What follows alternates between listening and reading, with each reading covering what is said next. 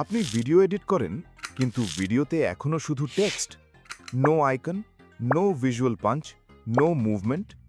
Professional এডিটররা জানে একটা ছোট স্ট্যাটিক আইকন অ্যাটেনশন ধরে, আর একটা অ্যানিমেটেড আইকন সিনকে ইনস্ট্যান্টলি অ্যালাইভ করে, টেক্সট এক্সপ্লেন করে, আইকন ইম্প্যাক্ট তৈরি করে।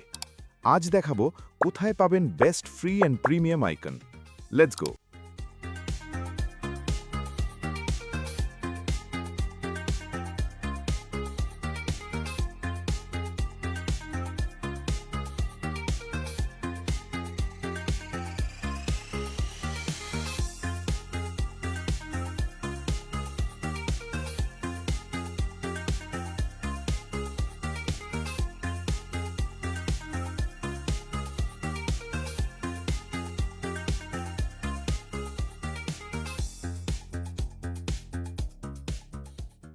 স্ট্যাটিক আইকন ডাউনলোড করলেন, ওটা স্ট্যাটিক রেখেই বসিয়ে দেবেন না।